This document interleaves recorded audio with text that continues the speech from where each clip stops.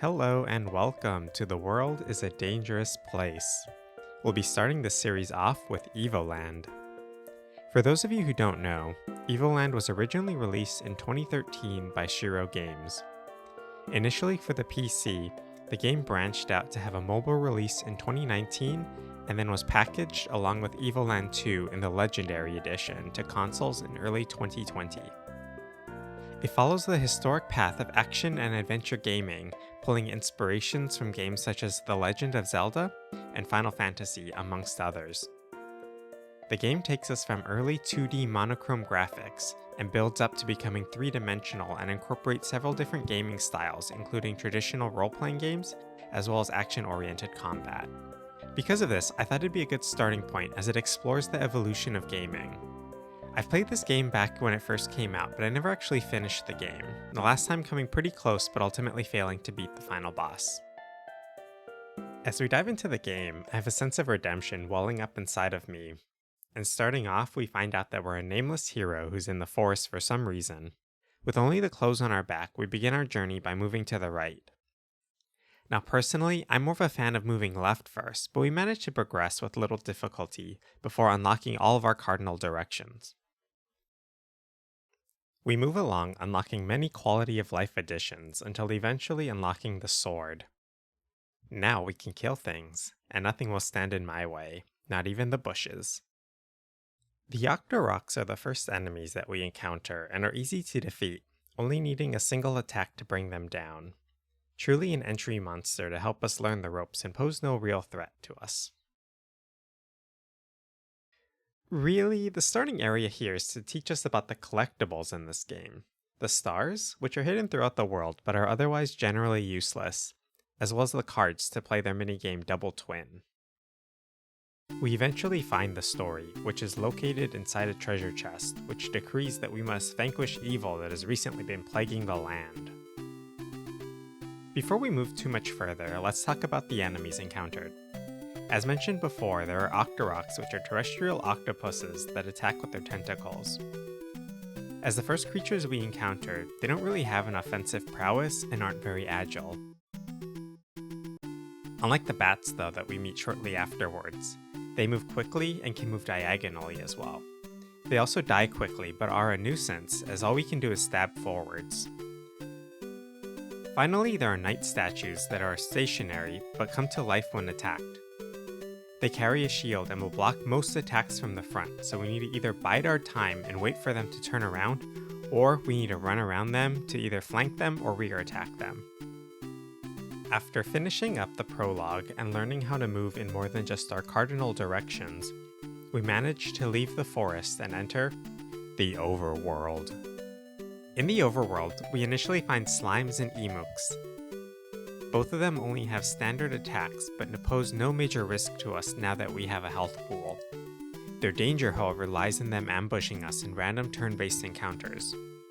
As we can't see them coming, we'll need to keep high health to make sure that we don't get overrun before we can rest and heal our wounds. They, along with other turn-based creatures, drop bliss, this land's currency, when defeated. As we don't see many dead adventurers or merchants, you have to wonder what Gliss actually is and why the creatures have so much of it. Mode 7 is also unlocked at this time, which was developed for the Super NES or Super Famicom. It drops the camera angle down to give a pseudo 3D appearance. We keep trucking along until we reach the Meadow, our first named location. There are 4 unavoidable statues that we must defeat, and channeling our inner Don Quixote, we take them down to unlock the village. It's the first time that we've ever talked to anyone in our entire lives, but they're not interested in us because we're just a child. We fall down a well and eat a mysterious seed that turns us into an adult, and now everyone in town loves us. Except for the man guarding the bridge. He says we can't go that way until we're properly armored. We call the local fauna and amass a small fortune to buy everything inside of the store, including the real prize item, a rare card. The man now lets us go and we begin traveling north to find a girl, killed by moles. She doesn't appear to have the same immortal powers that we do, so we have to use our phoenix down to revive her. The Skaven, as they're called, don't seem to be too much different than the slimes or the emuks, only doing a little bit more damage. We'll find this to be a theme in turn-based battles moving forwards. Thankful that we spent 300 gliss on her, she joins our party and now tells us what to do, which I'm actually a fan of because I for one don't know how to stop this evil in the world. She tells us that her name is Karis, and that she needs to take us to a cave because the power of a crystal is going to be our best bet at stopping whatever's causing all of this. I follow along because at the very least crystals should sell for a good amount and let me retire now that I'm an adult. She asks for our name, which is the first time I've ever been asked this, but luckily my sword hits a crystal and I repeat the sound that it makes. The cave is aptly named the Crystal Caves, and the fauna here isn't particularly nice. Other than the Skaven, we also find Cobra Zero, which are fairly agile snakes and will avoid attacks with some frequency, as well as the Torque. The Torque have large holes in their back for some reason, as well as a tough armored dorsal hide, allowing them to take less damage from attacks. After exploring the cave and reaching the end, we see the crystal that Karis has been talking to us about. We ask politely if we can have the powers of the crystal, but the Guardian seems to be corrupted and doesn't take too kindly to us. The Guardian is stronger than other creatures here and also uses a different fighting style. Instead of only attacking, it occasionally turns blue. My instincts kicked in and decided not to attack during this time, but I believe that it counters any attacks in this form and will deal higher damage than normal if so. It finally sees reason after we show it the meaning of friendship though, and it lets us absorb the crystal's power. It turns out that the best way to defeat the evil accosting Karis' village and the world is to just add a new dimension to life. We need to travel south to reach Karis' village, through some plains and through the Noria mines. Along our journey, we find some hearts lying around which allow us to survive multiple attacks, even in action mode. We also unlock pixelated textures, as the low polygon look from the crystal is a little too uncouth for us. Karis is adamant that we make haste for the mines and doesn't allow us for any detours. She really does seem to care for her home, which makes me feel a little bit sad since I don't even know where I'm from.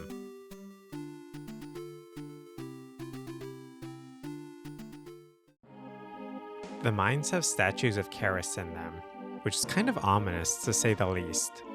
I think she's hiding something from us, but we'll play along for now.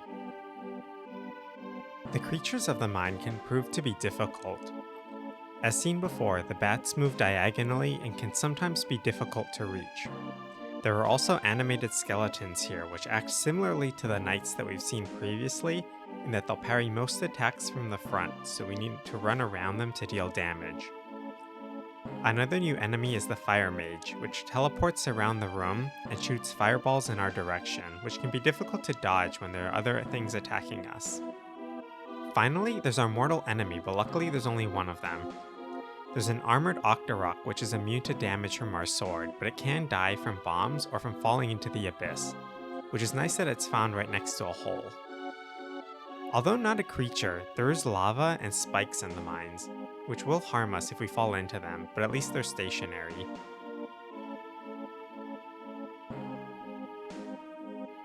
Eventually we make our way to the boss, a shadow version of ourselves that no doubt Karis thinks is cute. Which I swear I'm okay with, I'm not jealous, but he does need to die. He can do 3 different things other than floating menacingly. He often throws a set of 3 fireballs at us, but they're relatively easy to dodge until it's used in conjunction with a sprinting stab attack or after he summoned bats to attack us. At least he gets dazed when he hits a wall with the stab. We collect a neat sword afterwards that seems a little too heavy to carry with one hand. But if anyone can use this sword, it's probably a blonde soldier with unknown origins. I am surprised though that Prince Charming didn't use the sword against us, since we likely would have died if he did.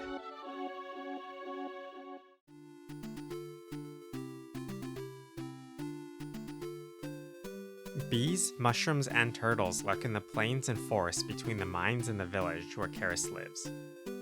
The Zumbas are the basic mushroom creatures here and pose the least threat and don't really do anything other than attack. The Epidia are fast and can avoid attacks, making them dangerous, and they'll generally attack a couple of times unless taken out quickly. Finally, the Atuin are large turtles that have high defense thanks to their shells, as well as can attack both Clink and Karis at the same time, but are fairly rare occurrence to see. After spending too much time killing the local fauna, we make our way to the village of Algai where we meet Sid, Karis' uncle, who tells us that we're not getting to the Black Citadel until we collect 2 parts of a magical amulet, one of which can be found in a grove, but we need bombs to get in. While I'm instructed to look for bombs, Karis is going to level up her magic. We leveled up quite a bit by killing tons of bees, but sure, maybe a book is going to teach you how to use some magic. We're instructed to talk to Garen of Demacia, who's really into card games now, likely trying to scratch an itch from the Legends of Runeterra game that's all been dead at this point. He's not entirely helpful about the bombs, but he would like to see our card collection if we ever complete it. We eventually come upon an old lady who says that we need to kill a dragon and she'll give us some bombs. We've been fighting bees and turtles, so a dragon shouldn't be that different at this point. Thankfully though, another village member informs us that dragons don't exist and that we should actually feel pretty bad for even thinking that they're real. This isn't some kind of fantasy game like Legends of Runeterra after all.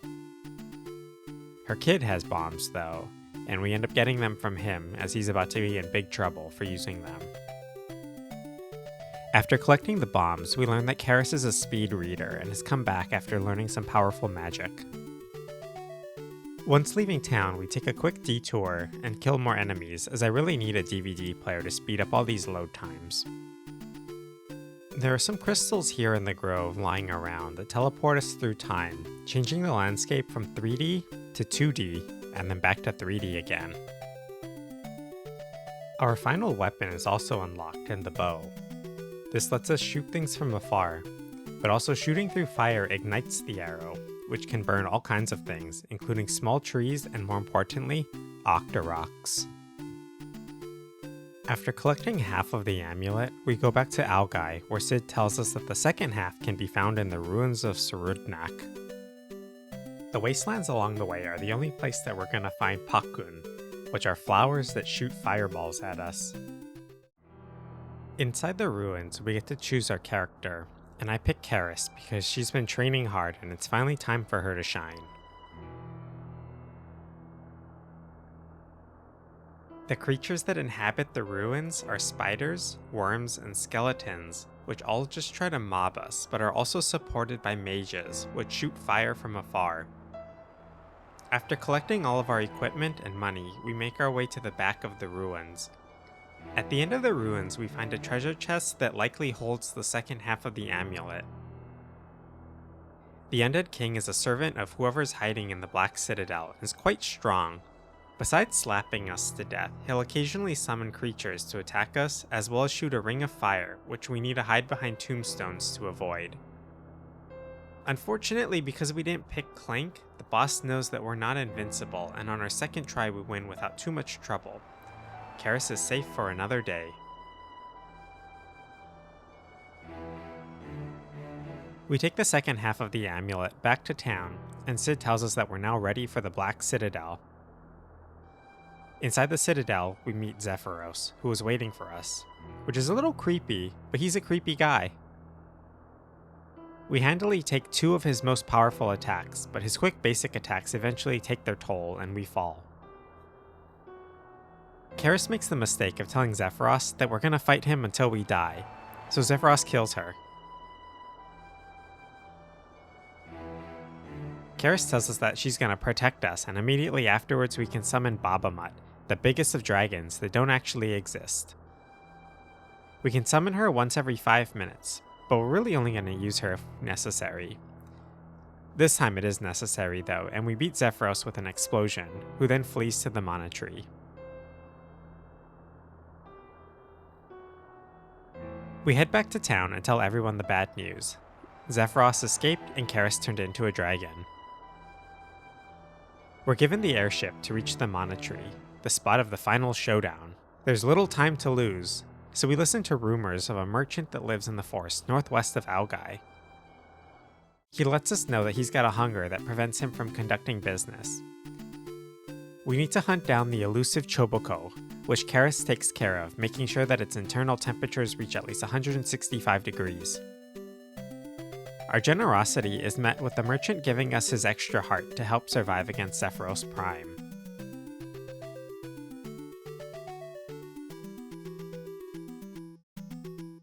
We make one final stop at Karis' dungeon and die at the very end for old time's sake, but we do take the treasure along with us. Karis' dungeon also has the same enemies inside of it as the Noria mines do, which is also interesting, but I suppose those types of creatures like to hang out in dungeons, so we don't need to look into it any further. We confront Zephyros and take too much damage early on because he absorbed Karis' dragon powers. Zephyros initially wears armor and tries to trap us between his arms and spit fire on us. After we damage his armor enough though, he'll spin around shooting fire until ultimately shedding his armor altogether and fighting us head on. When he's not in his armor, he shoots fireballs at us as well as throws a blue orb that we use to play tennis. On our second try though, we easily vanquish the evil from the land and let evildoers know that there's a new sheriff in town.